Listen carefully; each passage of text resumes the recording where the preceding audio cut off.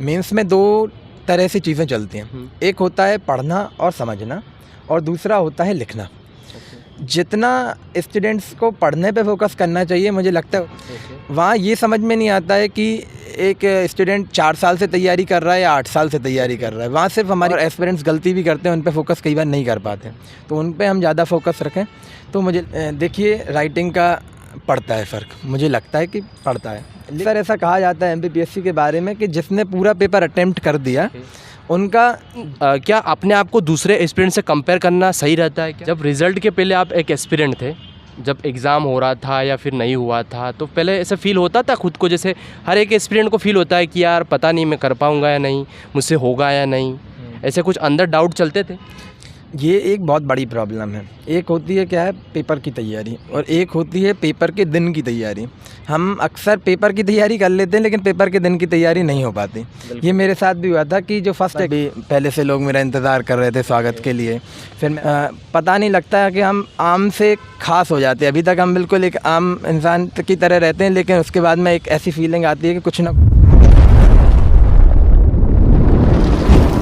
Everyone, एक बार फिर से आपका स्वागत है हमारे चैनल में द कुमार अर्जुन PSC वाले में। जैसा कि आपको पता है कि हम टॉपर्स सीरीज़ ला रहे हैं, यानी कि हमारी टॉपर्स सीरीज़ जो चल रही हैं, अगर आपने नहीं देखी हो तो सीरीज़ देख सकते हैं। उसमें जितने भी MPPSC 2020 में जो सिलेक्टेड कैंडिडेट हैं, DC, DSP, CTO जैसे जो पोस्ट का हमने इंटरव्यू लिया है, तो आप जाकर देख सकते हैं अगर आपने नहीं देखा है। आज जो हम इंटरव्यू लेने जा रहे हैं, काफ़ी मोटिवेशनल स्टोरी होने वाला है, मोटिवेशनल इंटरव्यू होने वाला है आप सभी के लिए। हमारे सामने है आयुष जैन सर, जिनका रैंक 13 है, डेप्यूटी कलेक्टर के पद पर उनका चयन हुआ है। तो उनसे जानेंगे किस प्रकार उन्होंने तैयारी की, तैयारी के दौरान किन किन परिस्थितियों से उनको गुजरना पड़ा, किन चीज़ों को हमें मेंस के टाइम, प्री के टाइम, इंटरव्यू के टाइम किन चीज़ों का हमें विशेष ध्यान रखना चाहिए, सारा हम इस वीडियो के माध्यम से बताने वाले हैं। तो पूरा वीडियो सबसे पहले सर को शुभकामना देना चाहेंगे कि उन्होंने प्रथम प्रयास में ये सफलता हासिल की है। तो सबसे पहले सर को बहुत बहुत शुभकामनाएं। Thank you. हेलो एवरीवन, मेरा नाम आयुष जैन है। अभी MPPSC 2020 में मैंने 13th रैंक हासिल की है MP में, जिसके तहत मेरा सिलेक्शन डिप्टी कलेक्टर की पोस्ट पर हुआ है। मैं बेसिकली सागर का रहने वाला हूं, और ये 2020 का जो अटैम्प्ट है, ये मेरा फर्स्ट अटैम्प्ट था। इससे पहले मैंने ड्रग इंस्पेक्टर के एग्ज़ाम में और ड्रग एनालिस्ट के एग्ज़ाम में MP में फ़र्स्ट रैंक हासिल की है। तो आज मैं ऐसे उम्मीद कर रहा हूं कि आज जो मैं अपने एक्सपीरियंसेस यहाँ पर इस प्लेटफॉर्म के थ्रू शेयर करूँगा, उनसे डेफिनेटली जो फ्यूचर एस्पिरेंट्स हैं उनको उनकी प्रिपरेशन में हेल्प होगी। तो आपका जो एजुकेशन बैकग्राउंड है, स्कूलिंग, कॉलेजेस वगैरह कहाँ से हुआ है, किस स्ट्रीम में आपने किया है? मेरी जो स्कूलिंग है और जो मेरी जो कॉलेज लाइफ है, वो पूरी मैंने सागर में ही रह के कंप्लीट की है। स्कूल में मैंने केंद्रीय विद्यालय ढाना से मेरी स्कूलिंग रही है, और कॉलेज लाइफ में मैंने B फार्मा किया हुआ है, फार्मेसी की है मैंने डॉक्टर ईसिंगौर सेंट्रल यूनिवर्सिटी सागर से।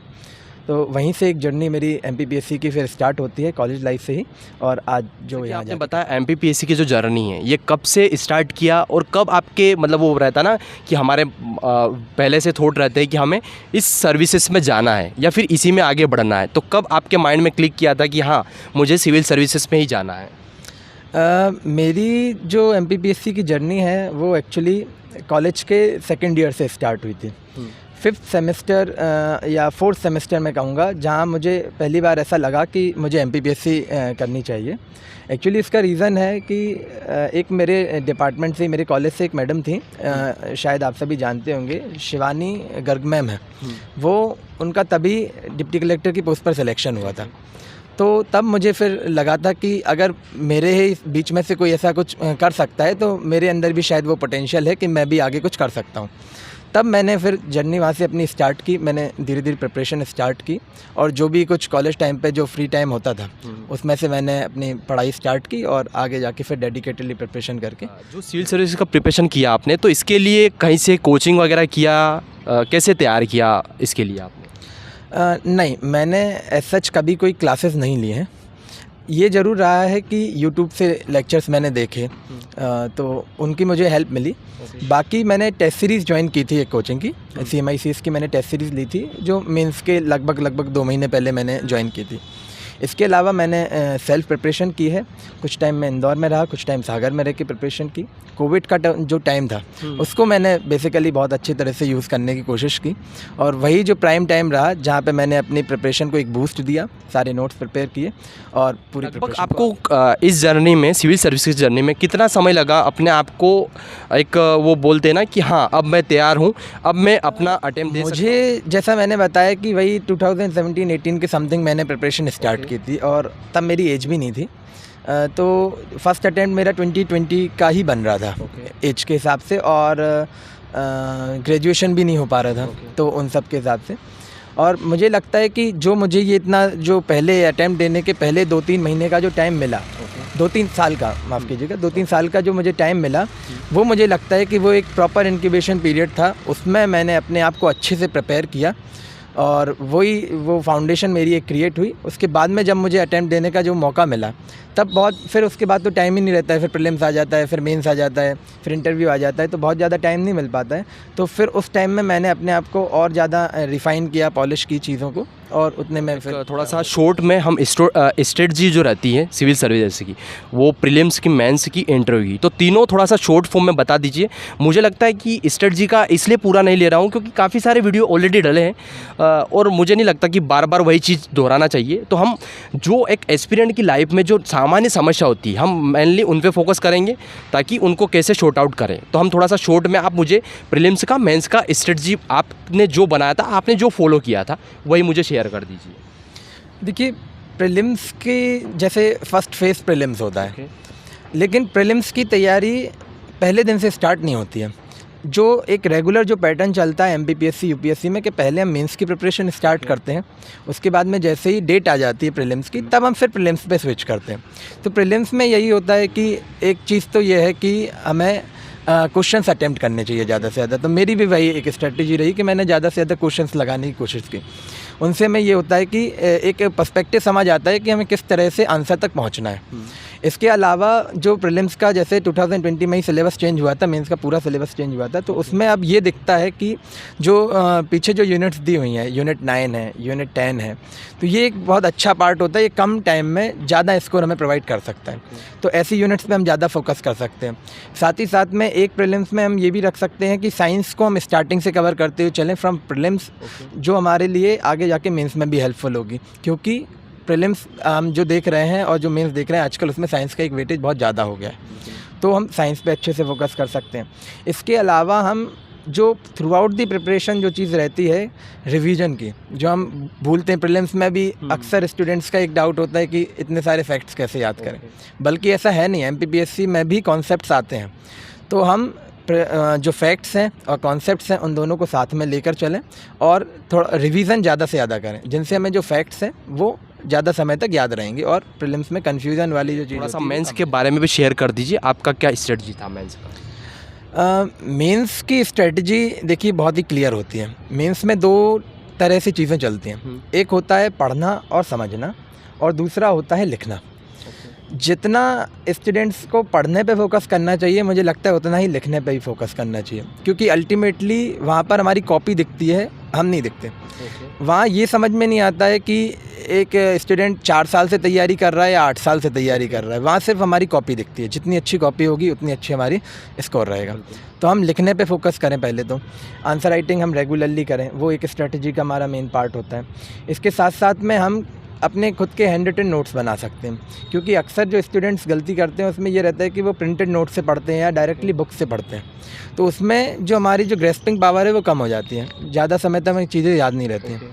तो हम खुद से हैंड रिटन नोट्स बनाएं, उनसे हमारी आंसर राइटिंग भी इम्प्रूव होगी। हम सीखेंगे कि एक्चुअली में हमें लिखना कैसे है। इसके अलावा हम यहाँ पर मैं फिर से वही चीज़ बोलूँगा कि रिवीजन पे ज़्यादा से ज़्यादा फोकस करें, क्योंकि सिलेबस इतना बड़ा है कि अगर हम सिर्फ पढ़ रहे हैं और भूलते जा रहे हैं तो हम कभी भी सिलेबस कंप्लीट नहीं कर पाएंगे। तो हम ज़्यादा से ज़्यादा रिवीजन पे फोकस करें। दिन का जो टाइम है, रात का जो लगभग 1-2 घंटे, उसको हम रिवीजन में दे सकते हैं। साथ ही साथ में हमें जो पीछे के जो पेपर्स हैं, पेपर 4, पेपर 5, पेपर 6, इन पे फोकस अच्छे से रखना चाहिए, क्योंकि ये पेपर्स ऐसे होते हैं जिनमें बाय एंड लार्ज बहुत ज़्यादा वेरिएशन नहीं आता। साइंस का पेपर जैसे है, हम देखते हैं कि बहुत ज़्यादा वेरी कर जाता है, और फर्स्ट सेकंड जो पेपर हैं उनमें एवरेज स्कोर रहता है, लेकिन पेपर 4, 5 और 6 ऐसे हैं जिनमें हम बहुत अच्छा स्कोर कर सकते हैं, और एस्पिरेंट्स गलती भी करते हैं, उन पे फोकस कई बार नहीं कर पाते, तो उन पे हम ज़्यादा फोकस रखें तो मुझे लगता है इजीली हम मेंस को क्रैक कर। जो आंसर राइटिंग होती है उसमें जो राइटिंग होती है, क्या उसका भी कुछ इम्पैक्ट पड़ता है? जो चेकर जो रहते हैं प्रोफेसर वगैरह, क्या उसका भी इम्पैक्ट पड़ता है कि मार्क्स अच्छे कम ज़्यादा मिले, ऐसा कुछ? देखिए, राइटिंग का पड़ता है फ़र्क, मुझे लगता है कि पड़ता है, लेकिन फ़र्क इतना भी नहीं होता है कि अगर एक बहुत अच्छी राइटिंग लिखने वाला है लेकिन वो कुछ भी नहीं लिख रहा है, कंटेंट नहीं है उसके पास में, समझ नहीं है, तो भी वो सिलेक्ट हो जाए। राइटिंग का फ़र्क तब पड़ता है जब हमारा कंटेंट अच्छा हो, हमारी प्रेजेंटेशन अच्छी हो, हमारी अंडरस्टैंडिंग अच्छी हो, उसके बाद में हम बहुत अच्छी राइटिंग में भी लिखें, तो डेफिनेटली फ़र्क पड़ता है बेसिकली। लेकिन हर स्टूडेंट की राइटिंग बहुत अच्छी नहीं हो पाती है, मेरी खुद भी नहीं थी, तो हम वहाँ पर आंसर राइटिंग प्रैक्टिस करके हम अपनी प्रेजेंटेशन को इम्प्रूव कर सकते हैं और आंसर की फ्रेमिंग को इम्प्रूव कर सकते हैं। अगर हम रीडेबल राइटिंग में, बहुत अच्छी नहीं बोलूँगा मैं, अगर रीडेबल राइटिंग में इतनी जो सबको समझ आ रही है उतनी राइटिंग में पेपर लिखते हैं, लेकिन अच्छी फ्रेमिंग से लिखते हैं, अच्छी अपना आंसर राइटिंग अगर हमारी अच्छी है, अच्छी प्रेजेंटेशन है, अगर हमने मैप्स बनाए हैं, अगर हमने कंटेंट अच्छा रखा है, रिपोर्ट्स यूज़ किए हैं, करंट अफेयर्स का डेटा यूज़ किया है, अगर हम इन चीज़ों को रखते हैं तो मुझे लगता है कि एक रीडेबल राइटिंग, एक ठीक ठाक हैंड राइटिंग से भी हम सिर्फ सिलेक्ट नहीं हो सकते बल्कि टॉप भी कर सकते हैं। मेरा भी यही रहा है, मेरी भी राइटिंग अच्छी नहीं थी बहुत ज़्यादा, धीरे धीरे मैंने इम्प्रूव की, एक रीडेबल तक आई, उतने में आपने बताया था मुझे टेस्ट सीरीज का ज्वाइन किया था, कहीं भी कर सकते हैं ऐसा कुछ ये नहीं है ना? तो स्टार्टिंग में टेस्ट में क्या स्कोर कैसा रहता था आपका? देखिए, स्टार्टिंग में स्कोर मेरा वैसा ही है जैसा सभी एस्पिरेंट्स का रहता है। स्टार्टिंग में हमारा बहुत ज़्यादा अच्छा स्कोर नहीं होता है, तो लगभग वही 60-65 मेरा रहा था फर्स्ट, सेकंड, थर्ड टेस्ट तक। लेकिन एक बार जब हमारे पास में 1-2 कॉपीज़ आ जाती हैं हमारी टेस्ट की, तब हम उस पर थोड़ा रिसर्च कर सकते हैं कि हमने कहाँ गलती की, तो उन गलतियों को फिर हम सुधार सकते हैं। जैसे मुझे समझ में आया था कि मैंने कंटेंट अच्छा रखा है लेकिन मेरी प्रेजेंटेशन अच्छी नहीं है, अगर मैं प्रेजेंटेशन सुधारूंगा तो मुझे इसी कंटेंट पे और अच्छे मार्क्स मिलेंगे, तो मैंने वही किया। मेरे जो फ्रेंड सर्कल था उनके साथ में मैं बैठा, तो हम लोग रात में बैठ के डिस्कस करते थे कि किस आंसर को और किस तरह से अच्छा बनाया जा सकता है। तो वही चीज़ है कि स्टार्टिंग में बहुत अच्छा स्कोर नहीं रहेगा आपका, लेकिन हमें उससे निराश नहीं होना है, हम उनको इम्प्रूव करेंगे जैसे जैसे, तो 2-3 टेस्ट, 4 टेस्ट के बाद में मुझे लगता है कि इजीली आप 80, 85, 90 भी बहुत आसानी से। में जब आप पेपर अटेम्प्ट करते थे, चाहे टेस्ट सीरीज़ हो, तो उसमें क्या पूरा पेपर हो जाता था या क्वेश्चन छूट जाते थे या क्वेश्चन नहीं बनते थे, ऐसा कुछ? ये चीज़ चलती रहती है। फाइनल एग्ज़ाम में भी कई बार ऐसा होता है कि एग्ज़ाम छूट जाता है हमारा, कुछ एक आध क्वेश्चन कुछ रह जाता है, और टेस्ट सीरीज़ में भी ये होता रहता है, तो ये बहुत नॉर्मल है। लेकिन ये ज़रूर है कि हमारी प्रैक्टिस हमेशा ऐसी होनी चाहिए कि हम पूरा पेपर अटैम्प्ट करें, क्योंकि अक्सर ऐसा कहा जाता है एमपीपीएससी के बारे में कि जिसने पूरा पेपर अटैम्प्ट कर दिया उनका जनरली, अगर वो ठीक ठाक लिख कर आए हैं, बहुत अच्छा भी नहीं बोलूँगा, ठीक ठाक लिख कर आए हैं लेकिन पूरा पेपर अटैम्प्ट करके आए हैं, तो हो सकता है उनको इंटरव्यू कॉल आ जाए। तो मेरा भी यही मानना है कि हमारी पूरी कोशिश होनी चाहिए कि हम पूरा पेपर अटैम्प्ट कर लें। अगर कुछ आंसर हमारे आखिरी में छूट रहे हैं तो हम उन्हें जल्दबाजी में करके या कुछ से पॉइंट्स लिख के कुछ भी करके हम उन्हें अटैम्प्ट कर दें। और कई बार ऐसा भी होता है कि हमसे क्वेश्चन नहीं बनती है, बहुत नॉर्मल चीज़ है। फाइनल में तो ऐसा होता है कि हम 50% पेपर हमारे पढ़े सिलेबस में से आता है, 50% तो हमें डायरेक्ट ही देखने को मिलता है, तो इसमें कोई इशू नहीं है। कई बार हमसे क्वेश्चन नहीं बनेंगे, लेकिन जब आप आंसर राइटिंग करेंगे तो आपको एक टेक्निक आ जाएगी कि ना बनते हुए क्वेश्चन को भी हम कैसे एक ठीक ठाक लेवल पर अटेम्प्ट कर दें, एक फैक्ट से हम कैसे पूरा पेज भर दें, तो ये चीज़ हमें आंसर राइटिंग से आ जाती है। आप जो यहाँ पर पढ़ते थे आपकी लाइब्रेरी या स्टडी रूम में, जैसा जो पढ़ते थे, जो बुक में लिखा रहता था, क्या वही हम वहाँ पर प्रेजेंट कर पा रहे थे एग्जामिनेशन में या टेस्ट सीरीज में? नहीं, जो हम पढ़ते हैं वो बिल्कुल अलग होता है और जो हम वहाँ लिखते हैं वो बिल्कुल अलग होता है, मुझे लगता है। क्योंकि हम पढ़ने में क्या है, जैसे कि अशोक पे क्वेश्चन आया, तो अशोक पे तो हम 10-12 पेज, 15 पेज, 20 पेज भी पढ़ लेते हैं और ज़्यादा भी पढ़ लेते हैं। लेकिन लिखने के टाइम पे तो होता है कि हमें 3 नंबर में लिखना पड़े वो, या 3 लाइन में, या फिर 9 लाइन में लिखना पड़े, 5 नंबर में, या 2 पेज में लिखना पड़े। 2 पेज से ज़्यादा तो हम कहीं लिख ही नहीं सकते कॉपी में। तो दोनों डिफरेंट चीज़ें हैं। तो इसीलिए मैं हमेशा एस्पिरेंट्स को ये एडवाइस करता हूँ कि हम उतना ही पढ़ें जितना हम लिख सकते हैं वहाँ पे, और उसी फॉर्मेट में पढ़ें। जो हेडिंग्स हमें लिखते टाइम यूज़ करनी है, हम उन्हीं हेडिंग्स को पढ़ें, तभी हमारे लिए वो हेडिंग्स याद आएंगी वहाँ पर। तो हमारे पढ़ने का तरीका वैसा ही होना चाहिए जैसा हम आंसर प्रेजेंट करने वाले हैं, तब हमारे लिए आउटपुट अच्छा मिलेगा और इनपुट हमारे कम। सोर्सेज के बारे में बात कर लेते हैं। सोर्सेज जो रहते हैं, मल्टीपल सोर्सेज रहते हैं। कई सारे ऐसे होते हैं कि यार एक ही सब्जेक्ट की 2-3 किताबें ले आएँ, 2-3 नोट्स ले आएँ, तो क्या ये उचित होगा? देखिए, मैं हमेशा ही बोलता हूँ कि 10 नोट्स को पढ़ने से अच्छा है कि एक नोट्स को 10 बार पढ़ लो। और मैंने स्टार्टिंग में भी यही बोला था कि 100 नोट्स हमें बना लेने चाहिए। सबसे ज़्यादा तो मैं इसी पे एम्फेसाइज़ करता हूँ। तो जैसा आपने बोला ना कि 2-3 नोट्स ले आए, ठीक है, कोई दिक्कत नहीं है। 2 नोट्स आप रखो, एक नोट से तो वैसे भी मुझे लगता है कभी प्रिपरेशन नहीं हो पाएगी पूरी, क्योंकि कवरेज इतना नहीं हो सकता किसी भी जगह से। तो हम देख सकते हैं 2-3 नोट्स, कोई इशू नहीं है। लेकिन यही हो सकता है कि हम उन 2-3 नोट्स को देखें और उनसे अपना एक सेल्फ नोट्स प्रिपेयर कर लें, उन तीनों को कंपाइल करके, और फिर उसके बाद में उन 3 नोट्स को फिर भूल जाएं। फिर जो हमने अपने खुद के जो नोट्स बनाए हैं हम उन पे फोकस रखें, वो हमें जल्दी याद भी होंगे और एक ही जगह पे हमें बहुत सारी चीज़ें मिल जाएंगी। तो हमें मतलब कम समय में उन्हें कंप्लीट करने हो गई। में हमारी प्रीलिम्स की हो गई, मेंस की हो गई। अब हम इंटरव्यू का थोड़ा सा लास्ट में चर्चा कर लेंगे। अभी थोड़ा सा मेनली उन चीज़ों पे फोकस करेंगे जो एस्पिरेंट को इशू होता है। कई सारी चीज़ें ऐसी होती है, जैसे एक स्टूडेंट की स्ट्रेंथ अलग होती है, हमारी जो तैयारी कर रहा है कोई उसकी अलग होती है, मतलब डिफरेंट टाइप का होता है। लेकिन क्या अपने आप को दूसरे एस्पिरेंट से कंपेयर करना सही रहता है क्या? देखिए, दूसरे एस्पिरेंट से कंपेयर करने के पॉजिटिव्स भी हैं और नेगेटिव्स भी हैं। जैसे अगर हम कंस्ट्रक्टिवली किसी से कंपैरिजन कर रहे हैं, हो सकता है कि कोई हमसे सीनियर है, हम उससे अपने आप को कंपेयर कर रहे हैं, तो अच्छा है, हम सीख सकते हैं इंटरव्यू के टाइम पे कि वो किस तरह से बात करता है, चीज़ों को प्रेजेंट किस तरह से करता है। तो नो डाउट हमें सीखने को मिलेगा उससे। लेकिन उसका एक ड्रॉबैक ये है कि हम कंपेयर करते करते अपने आप को इन्फीरियर मानने लगते हैं कई बार, क्योंकि ओबियसली अगर वो हमसे ज़्यादा समय से तैयारी कर रहा है तो कहीं ना कहीं वो हमसे बेहतर हो सकता है। लेकिन हमें ये समझना पड़ेगा कि हर इंसान अलग है और सबके पोटेंशियल्स भी अलग हैं, सबकी वीकनेसेस भी अलग हैं, और इंटरव्यू भी सबका अलग होता है। 2 एक से दिखने वाले लोग, एक से नाम वाले लोगों का इंटरव्यू भी एक सा नहीं हो सकता कभी। तो हम ये समझें कि हमारा इंटरव्यू डिफरेंट होगा, जो हमारी जो स्ट्रेंथ्स हैं हम उनको और ज़्यादा अच्छा करें, और जो हमारी वीकनेसेस हैं उनको धीरे धीरे करके कम करें। दूसरों से सीखना है। तो इंदौर में रहते, आपने बताया कि मैं इंदौर में भी रहा हूँ 1 साल। फिर आपका जो होम डिस्ट्रिक्ट है सागर, वहाँ पर घर पर और इंदौर की लाइफ में क्या डिफरेंट लगा आपको? देखिए, डिफरेंस ऐसा होता है कि घर पे हमें हर चीज़ एक जगह पे मिल जाती है, लेकिन अगर हम बाहर रह रहे हैं तो हमें हर चीज़ अरेंज करनी पड़ती है। इसमें हमारा टाइम कई बार चला जाता है।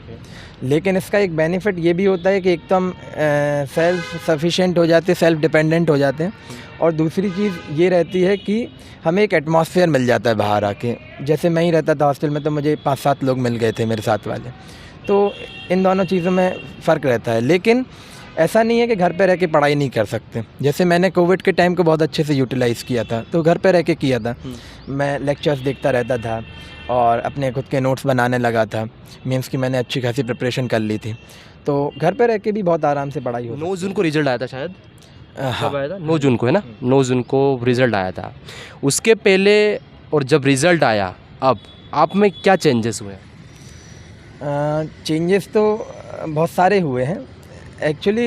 एक तो दूसरे की साइड से एक चेंज बताता हूँ कि दूसरों का एक देखने का नज़रिया चेंज हो गया है, और अपने साइड से एक चेंज ये हुआ है कि जो मैं ड्रीम करता था कि मुझे जो बनना है, वो अब मेरे सामने हो गया है कि हाँ, वो अब मैं बन गया हूँ। तो एक डेफिनेटली एक एक्साइटमेंट वाली फीलिंग आने लगी है, एक काइंड ऑफ अचीवमेंट वाली फीलिंग आने लगी है, सेटिस्फेक्शन वाली फीलिंग आने लगी है कि हाँ, जो मैंने इतने समय से 4-5 साल से जो मैं ड्रीम कर रहा था, वो आज मैंने कंप्लीट कर लिया।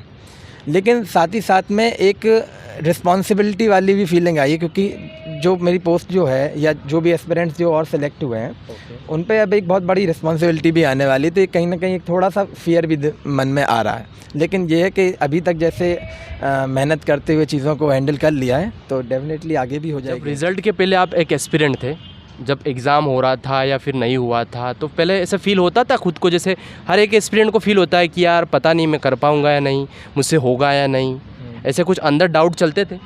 बिल्कुल ऐसा होता रहता है और मैं तो बोलूँगा कि हर फेज़ में ये होता है। जब हम प्रीलिम्स देते हैं, कई बार हमारे टेस्ट सीरीज़ में मार्क्स नहीं आते तो लगता है यार प्रीलिम्स ही नहीं निकलेगा तो कैसे होगा सिलेक्शन।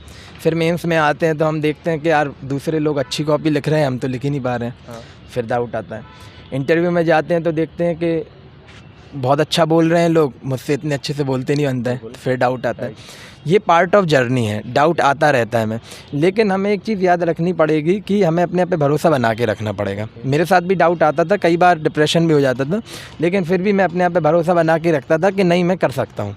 तो बिलीव इन योरसेल्फ वाला जो एक कोट है ना, उस पर हमें फोकस रखना चाहिए कि हम अपने आप पे हमेशा भरोसा बना के रखें, क्योंकि अगर हम खुद पे भरोसा नहीं बना के रखेंगे तो दूसरे भी हम पे भरोसा नहीं बनाएंगे। तो हम अपने आप पे भरोसा बना के रखें और डेफिनेटली एग्ज़ाम टफ़ है, लेकिन हर इंसान में पोटेंशियल है कि वो कर सकता है और मैं तो कहता हूँ कि हर इंसान फर्स्ट अटेम्प्ट में भी कर सकता है। मैंने भी फर्स्ट अटेम्प्ट में कर लिया, तो मैं कर सकता हूँ तो सब कर सकते हैं। तो मैं तो हमेशा अपने आने वाले जो एस्पिरेंट्स हैं उनसे बोलूँगा कि कर सकते हैं, हम सब कर सकते हैं। आपने बताया था मुझे आपके परिचय में कि आपका ड्रग इंस्पेक्टर के पद पर, और एक और आपने पोस्ट बताया था मुझे ड्रग एनालिसिस। तो यहाँ पर सिविल सर्विसेज से डिफरेंट है दोनों, मतलब तो आपने कैसे मैनेज किया? जैसे मैंने बताया था कि मैंने ग्रेजुएशन में फार्मेसी की हुई है, तो ये जो ड्रग इंस्पेक्टर और ड्रग एनालिस्ट का जो एग्ज़ाम था वो मेरे फील्ड का एग्ज़ाम है। उसमें मेरी एमपी में दोनों में ही मेरी फ़र्स्ट रैंक आई थी। तो इसमें एक दिक्कत आ रही थी मुझे भी कि दोनों को बैलेंस कैसे करूं। तो एस्पिरेंट अक्सर ये गलती करते हैं, जो भी ग्रेजुएशन के टाइम से अपनी प्रिपरेशन स्टार्ट कर देते हैं, वो ये रखते हैं कि 3rd-4th ईयर तक जब भी वो प्रिपरेशन स्टार्ट करते हैं तो अपने ग्रेजुएशन का पार्ट पूरा छोड़ देते हैं और सिर्फ पीएससी पर फोकस करने लगते हैं। ये मुझे लगता है कि उनकी एक गलती है। हम जो भी ग्रेजुएशन कर रहे हैं हमें उस पर अच्छा ध्यान देना चाहिए, उसके कॉन्सेप्ट्स हमारे क्लियर होने चाहिए। तो मेरे साथ यही था, मैंने जैसे हरिसिंगार यूनिवर्सिटी से किया तो मेरी ग्रेजुएशन पे अच्छी कमांड रही हमेशा से। फिर जब ये एग्ज़ाम आया, मेरा मेंस तो हो चुका था, इंटरव्यू के पहले ये एग्ज़ाम का नोटिफिकेशन आया था, समथिंग दिसंबर में आया था। तो तब मैंने प्रिपरेशन स्टार्ट की इनकी, क्योंकि कुछ रिज़ल्ट आ नहीं रहा था और एक बैकअप हमारे पास में होना चाहिए, तो मैंने स्टार्ट की। तो मैंने ऐसा किया कि लगभग 6-7 घंटे में अपने ये ड्रग इंस्पेक्टर वाले एग्ज़ाम के लिए देने लगा और शाम का जो समय था उसमें मैं अपने पीएससी की प्रिपरेशन करता था। और दोनों ही अलग अलग होते थे, तो मैं थोड़ा समय आंसर राइटिंग को दे देता था पीएससी के लिए, बाकी टाइम पे मैं अपनी ड्रग इंस्पेक्टर की प्रिपरेशन करता था, उसके टेस्ट सीरीज़ वगैरह लगाता था। तो दोनों चीज़ें बैलेंस हो गई थी। तो मैं यही बोलूँगा कि कॉलेज लाइफ में हमें अच्छे से अपनी ग्रेजुएशन पे ही फोकस करना चाहिए, ना कि सिर्फ पीएससी की प्रिपरेशन के चक्कर में सब छोड़ छाड़ के। बिल्कुल ऐसा लगता है कि जो सिविल सर्विस की प्रिपरेशन कर रहे हैं तो हमें और कहीं भी एग्ज़ाम ट्राई करना चाहिए, क्योंकि बहुत सारे ऐसा अभी पटवारी के समय हुआ है जो एस्पिरेंट पीएससी का प्रिपरेशन कर रहे हैं वो उधर डाइवर्ट हो गए कि चलो इधर ट्राई कर लेते। तो क्या ये सही है? ये देखिए, अगर देखा जाए तो है तो गलत। इसलिए गलत है क्योंकि जिस फील्ड में हम आए हैं, एमपीपीएससी या फिर यूपीएससी जैसे जो फील्ड हम चूज़ कर रहे हैं, ये बहुत सीरियस फील्ड है। इनमें वैसे ही इतना बर्डन होता है हमारे पास में कि अगर हम ऐसे डिस्ट्रैक्शंस रखेंगे साथ में तो हम कहीं ना कहीं कॉम्प्रोमाइज़ कर रहे हैं अपने प्रिपरेशन के साथ में। लेकिन अभी जो ट्रेंड चल रहा है कुछ समय से, उसमें ये भी है कि बहुत टाइम से वैकेंसीज़ नहीं आई, इस वजह से जो स्टूडेंट्स को एक रहा कि भाई एक प्लान बी के तौर पे हमें कुछ ना कुछ रहना चाहिए। तो मैं तो यही बोलूँगा कि जितना हो सके, अगर हमारी फैमिली सपोर्ट कर सकती है हमारे लिए, अगर कुछ ऐसा नहीं है फैमिली से इशू, तो मुझे लगता है कि हमें सिर्फ एक चीज़ पे फोकस रखना चाहिए, एमपीपीएससी पे। जैसे मेरा भी रहा, मेंस जब तक नहीं हुआ था तब तक मैंने सिर्फ और सिर्फ एमपीपीएससी पे रखा, 3-4 साल मेरे सिर्फ वहीं गए। जब मेंस हो गया था तब उसके बाद में मैंने फिर ड्रग इंस्पेक्टर के लिए 2-3 महीने प्रिपरेशन की थी। तो हम ज़्यादा से ज़्यादा कोशिश यही रखें कि हम एमपीपीएससी पर ही फोकस करें, पूरा टाइम अपना उसी में दें, तो हम कहीं ना कहीं अपने जो एफर्ट्स हैं उनका आउटपुट, उनका जो रिज़ल्ट है ना, वो हम देख सकेंगे। अपने शेयर करना चाहेंगे मुझे, जो सिविल सर्विसेज की जर्नी के दौरान आपने ऐसी कौन सी गलतियाँ करी, आपको फील होता ही होगा कि हाँ मुझसे ये गलतियाँ हुई, अदरवाइज़ इससे भी और बेहतर परफॉर्मेंस कर पाते। अगर वो शेयर करेंगे तो मुझे लगता है जो भी एस्पिरेंट, भावी एस्पिरेंट इसको देख रहे हैं, वो इन गलतियों को ना दोहराएं। जैसे मैंने अभी मेंशन किया था ना कि मेंस में लिखना और पढ़ना अलग होता है, और पढ़ना और समझना अलग होता है और लिखना अलग होता है। ये मेरी पहली गलती रही थी कि मैं भी क्या है कि पढ़ता रहता था, सिर्फ नोट्स उठाए पढ़ता रहा, ज़्यादा से ज़्यादा टाइम पढ़ने पे निकाल दिया। लेकिन मैंने आंसर राइटिंग की बहुत ज़्यादा प्रैक्टिस नहीं की। जब मेंस आ गया तब मैं प्रैक्टिस करने लगा था, तो मुझे लगा कि कहीं ना कहीं हाँ मेरी आंसर राइटिंग में कमी भी रही, फाइनल डे तक मेरी कमी रही। तो ये चीज़ मैं मानता हूँ कि जो भी एस्पिरेंट्स हैं उन्हें जब लगता है कि वो ठीक ठाक प्रिपरेशन कर चुके हैं तो उन्हें लिखना स्टार्ट कर देना चाहिए। दूसरी गलती मेरे हिसाब से मुझे जो लगी कि मैं स्टार्टिंग में थोड़ा भटक गया, जो सही डायरेक्शन जो होनी चाहिए ना पढ़ाई की उस पे से भटक गया। कई बार जो इर्रेलेवेंट है वो भी पढ़ता रहा। तो इन चीज़ों से हमें बचना चाहिए, हमें एक डेडिकेटेडली एक अपनी स्ट्रेटजी फॉलो करनी चाहिए और जो रेलेवेंट है वही पढ़ना चाहिए, क्योंकि टाइम इतना कम है कि हम अगर अदर चीज़ें भी पढ़ेंगे तो नहीं कर पाएंगे।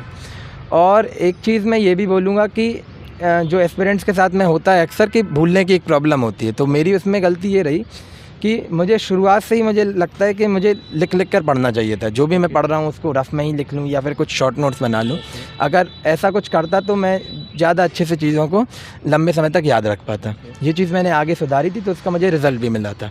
मैं बोलूँगा कि ये जो मेरी गलतियाँ हैं इनको अगर एस्पिरेंट्स ना दोहराएँ तो वो और अच्छे से मतलब उनको आउटपुट ज़्यादा मिलता होते हैं मेंस को कहीं सारा ऐसा रहता है उस टाइम पे, मतलब प्रेशर क्रिएट होता है। क्या आपको भी लगता था कि जिस दिन अगले दिन पेपर है उस दिन देने जा रहे तो क्या क्या चीज़ों का ध्यान रखना चाहिए, कैसे अपने आप को 6 दिन बैलेंस करके रखना चाहिए? ये एक बहुत बड़ी प्रॉब्लम है। एक होती है क्या है पेपर की तैयारी और एक होती है पेपर के दिन की तैयारी। हम अक्सर पेपर की तैयारी कर लेते हैं लेकिन पेपर के दिन की तैयारी नहीं हो पाती।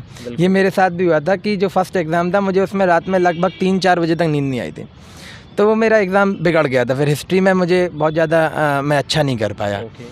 तो ऐसी हमें गलती नहीं करनी चाहिए, हमें प्रॉपर रेस्ट करना चाहिए पेपर के एक दिन पहले, क्योंकि एक दिन पहले क्या ही पढ़ लेंगे आप। 4 साल से अगर प्रिपरेशन कर रहे हो, 2 साल से प्रिपरेशन कर रहे हो तो आपने सफिशिएंट पढ़ लिया, एक दिन में क्या ही कर लोगे आप। तो हमें ऐसा रखना चाहिए कि भाई हम सही तरीके से रेस्ट करें, लगभग 6-7 घंटे की 6 घंटे की नींद तो एटलीस्ट लेकर जाएँ।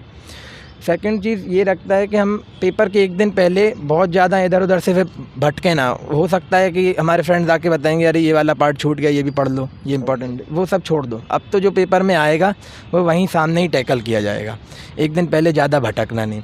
और तीसरी चीज़ मैं ये बोलूँगा कि पेपर के एक दिन पहले कंपैरिजन नहीं करना किसी से भी, फिर कि यार वो अच्छा लिख रहा था, मैं क्या कर पाऊँगा, कल कर पाऊँगा या नहीं कर पाऊँगा, ये सब भूल जाओ। फिर तो ये है कि बस नेक्स्ट डे से फ़ाइट स्टार्ट हो रही है, सिर्फ उस पर फोकस करो कि हमें अपना बेस्ट देना है। दूसरा कितना भी अच्छा करे उससे हमें कोई मतलब नहीं, अपना बेस्ट देंगे तो डेफिनेटली बेस्ट रिजल्ट जो यहाँ तक की सफलता का श्रेय है, यानी कि जो बोला जाता था, मैं हर एक एस्पिरेंट से करता हूँ इस चीज़ों को, क्योंकि पूछना ज़रूरी रहता है, क्योंकि कहीं ना कहीं जो खुद तो मेहनत करते हैं बल्कि और किसी का भी सपोर्ट ज़रूरी रहता है जब जाके आप सिलेक्ट यहाँ तक पहुँचते हैं। तो बिल्कुल ये जो जर्नी है ये बहुत लंबी जर्नी होती है और अकेले हम ये जर्नी को नहीं कर सकते थे, तो इसमें कंट्रीब्यूशन बहुत सारे लोगों का रहता है। जैसे सबसे पहला कंट्रीब्यूशन तो हमारी फैमिली का रहता है। अगर हमारी फैमिली हमारे लिए सपोर्ट ना करे, अगर हमारी फैमिली हमें मोटिवेट ना करे तो मुझे नहीं लगता कि कोई भी एस्पिरेंट ये एग्ज़ाम क्रैक कर सकता है। तो मेरी फैमिली ने ही मुझे बहुत ज़्यादा सपोर्ट किया, हमेशा मुझ पर ट्रस्ट बनाए रखा। MPPSC की प्रोसेस कई बार डिले भी हो रही थी, लेकिन उस टाइम पर भी मेरी फैमिली ने मुझे बिल्कुल फ्री रखा कि जितना भी टाइम लग रहा है मैं आराम से वो टाइम लूँ और अपनी प्रिपरेशन पे सिर्फ ध्यान दूँ, बाकी चीज़ों के बारे में ना सोचूं। तो मुझे मेरी फैमिली का, मेरे पापा मम्मी का और मुझे दीदी का स्पेशली बहुत। फैमिली के बारे में बताना चाहें तो? मेरी फैमिली में 4 लोग ही हम लोग बस। मेरे फादर बीज निगम में है और गवर्नमेंट सर्वेंट हैं और मेरी दीदी भी गवर्नमेंट जॉब में है। तो वहीं से मुझे एक मोटिवेशन भी मिला है मेरी प्रिपरेशन के लिए कि मेरे फादर और मेरी सिस्टर दोनों ही गवर्नमेंट जॉब में रहे, तो मुझे आगे जाने के लिए एक मोटिवेशन भी रहा। और इसके साथ में मैं बोलूँगा कि मेरे फ्रेंड्स का भी बहुत कंट्रीब्यूशन रहा है। मेरे फ्रेंड्स ने मेरी गलतियाँ सुधारने में मेरी बहुत हेल्प की है। साथ ही साथ में जब मैं डिप्रेशन में गया या फिर मैं कभी हताश हुआ तो वहाँ पर भी मेरे फ्रेंड्स ने मेरी काफ़ी हेल्प की। तो फ्रेंड्स का भी एक बहुत है। अगर आप सहज हैं तो मैं आपका एज पूछना चाहूँगा, आपका एज कितना होगा, मतलब कितने एज में आपने सिलेक्शन लिया? मेरी एज कम ही है, फर्स्ट अटेम्प्ट ही था क्योंकि मेरा 24 का एज में मेरा सिलेक्शन हुआ है। भावी एस्पिरेंट इस आपकी स्टोरी को सुन रहे हैं, उनके लिए जो भी प्रिपरेशन कर रहे हैं, जिनका भी सिलेक्शन नहीं हुआ है, उनके लिए आपका क्या मैसेज रहेगा? देखिए, मैं जो एस्पिरेंट्स, जो आने वाले एस्पिरेंट्स हैं, उनको मैं यही मैसेज मैं कहूँगा कि सबसे पहले तो अपने आप पे भरोसा बना के रखें। बिलीव इन योर सेल्फ, ये मस्ट है बिल्कुल। अगर हम खुद पे भरोसा नहीं कर रहे हैं तो हम ये प्रिपरेशन में सर्वाइव नहीं कर पाएंगे। इसके अलावा एक मैं हमेशा ही बोलता हूँ कि हार्डवर्क हमेशा लगेगा। जब हम इसमें प्रिपरेशन में आए तो हम बच नहीं सकते फिर हार्डवर्क से।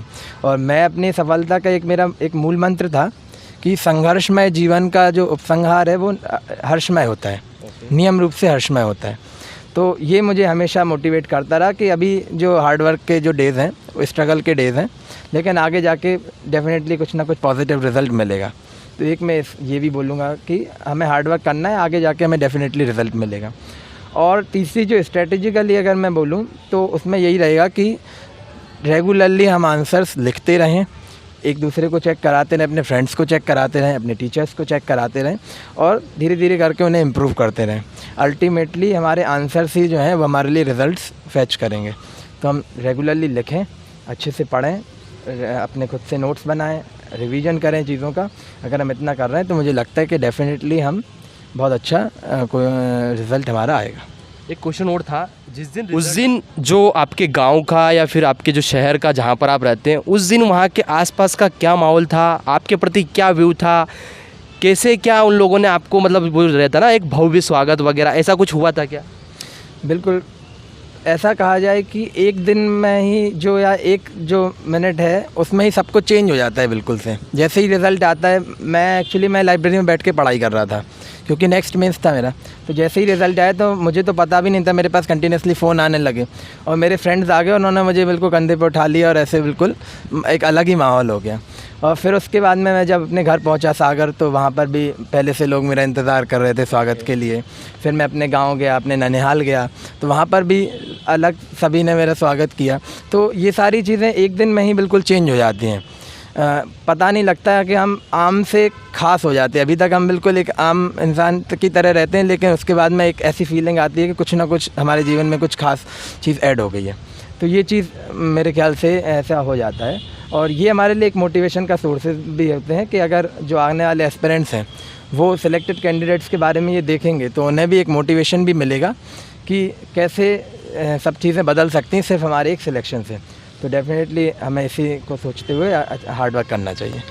Okay, thank you so much. काफ़ी अच्छा लगा सर आपसे मिलके। और एक और वंस अगेन थैंक यू बोलना चाहूँगा कि हमारे चैनल पर आप आएँ और जो एस्पिरेंट व्यूअर्स देख रहे हैं उनको काफ़ी लगता है मुझे कि उनके लिए बहुत ही हेल्पफुल रहेगा, क्योंकि आपने एक प्रॉपर स्ट्रेटजी बता दिया है। इस इंटरव्यू में मुझे इसलिए ख़ास लगता है क्योंकि इसमें हम उन बातों की चर्चा करी है जो एक एस्पिरेंट की लाइफ में मिस्टेक्स होती रहती हैं, मेनली उन पे फोकस किया है। इसलिए मैंने इस पे स्ट्रेटजी ज़्यादा कुछ कवर नहीं किया है। तो आपको वीडियो जो है कैसा लगा हमें कमेंट करके ज़रूर बताएं। इसमें आपको कौन सा पार्ट अच्छा लगा वो भी आप मेंशन करें। साथ ही साथ नेक्स्ट इंटरव्यू कौन से सर का या मैम का होना चाहिए वो भी हमें कमेंट करके बता दीजिए। अगर आप चैनल पर नए हो तो प्लीज़ सब्सक्राइब कर दीजिए और वीडियो को लाइक कर दीजिए। Thank you so much.